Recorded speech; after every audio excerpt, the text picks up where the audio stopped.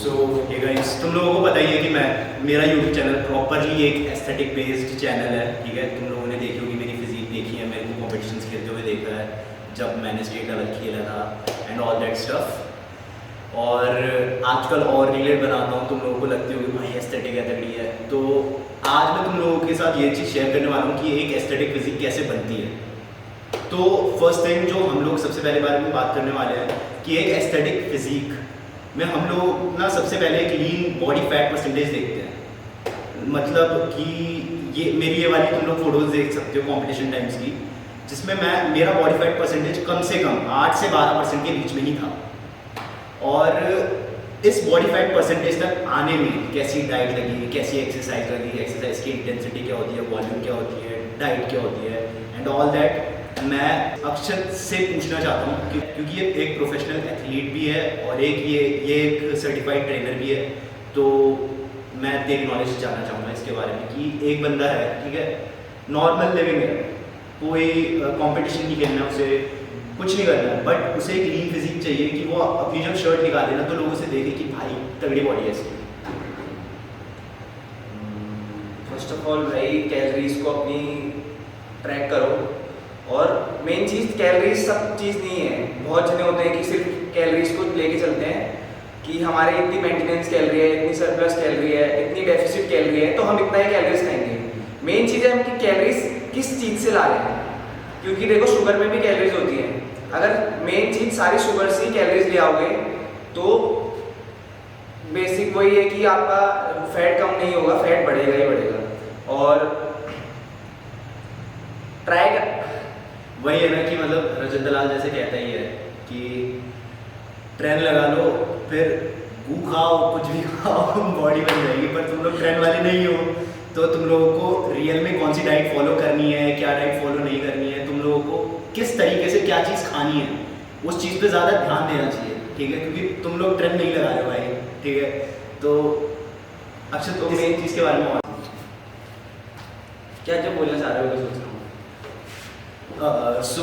Sorry guys, card full हो गया था। और अक्षत ने अभी तक ये बोला कि हम लोगों को अपनी डाइट पे ध्यान देना चाहिए और डाइट का एक कार्ब्स और फैट्स का और प्रोटीन का एक करेक्ट प्रोपोर्शन में हमें अपनी डाइट लेनी चाहिए और अपनी कैलोरी ट्रैक करके खानी चाहिए as per healthy, basically healthy diet की।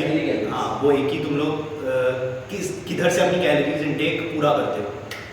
And basically from my side मुझे ऐसा लगता है कि जो सबसे इम्पोर्टेंट चीज़ है ना, वो होती है हमारा स्ट्रेस लेवल। कि अगर एक बंदे को स्ट्रेस लेवल हाई है ना, और वो बंदा कितनी भी मेहनत कर ले, कितनी भी डाइट ले ले, सब कुछ कर ले, भाई नहीं बनेगी भाई बॉडी।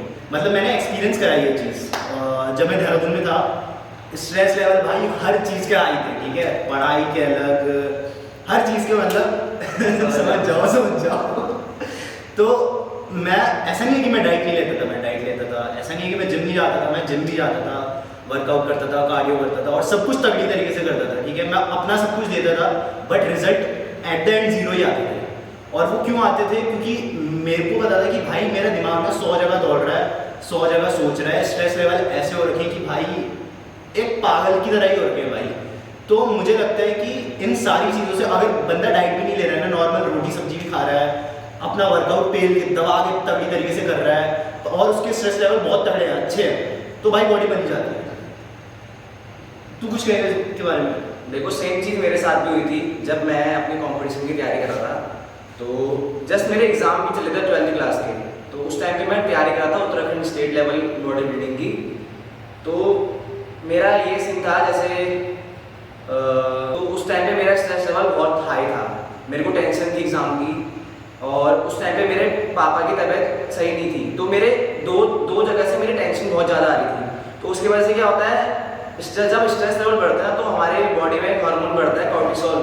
तो उसका लेवल जब बढ़ता है ना, तो वो हमारी मसल को ब्रेक डाउन करके उसको एनर्जी का सोर्स बना लेता है। जैसे नॉर्मली हम एक कार्डियो करते हैं तो फैट हमारा काट के हमें एनर्जी देता है।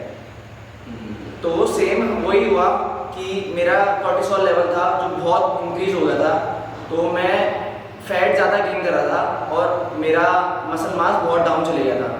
तो नॉर्मली मैं इतना लीन लीन रहता था उस टाइम पे। जब मैं कंपटीशन की तैयारी ना भी करूँ तो मैं बहुत लीन रहता था कि जब भी मैं टी शर्ट खोलूँ तो मेरे एब्स एकदम विजिबल रहते थे।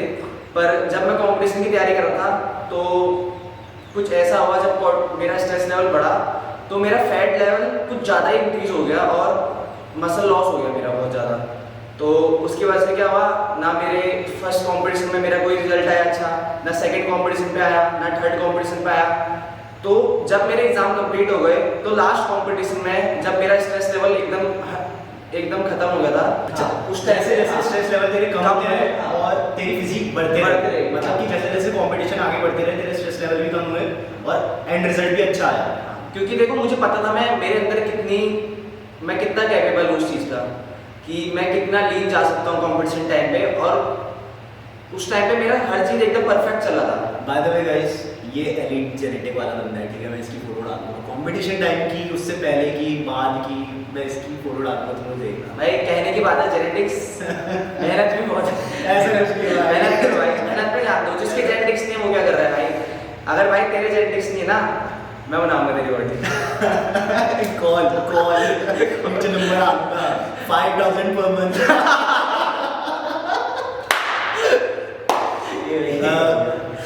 तो ऑन अ सीरियस नोट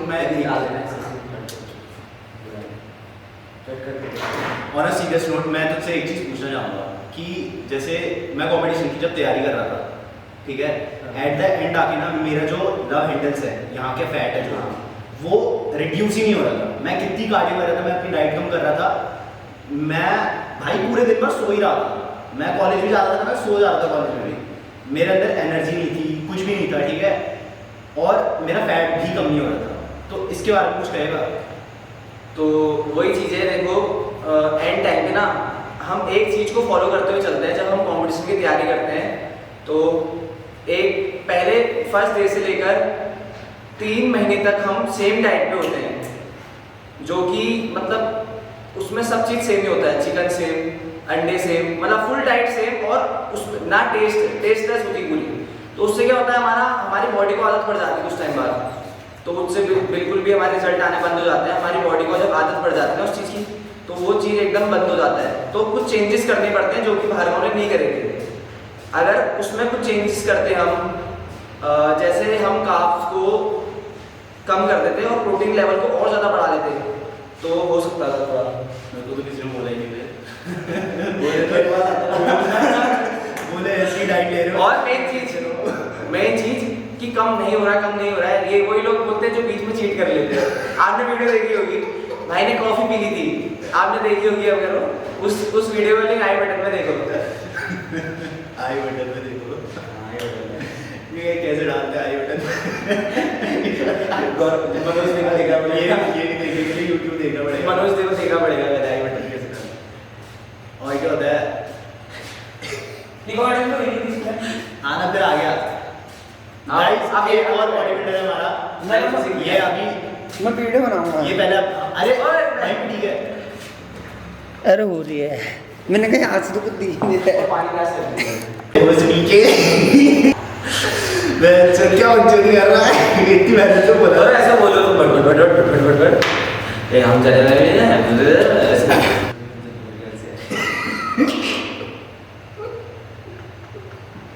कहीं जानने लायक नहीं हो।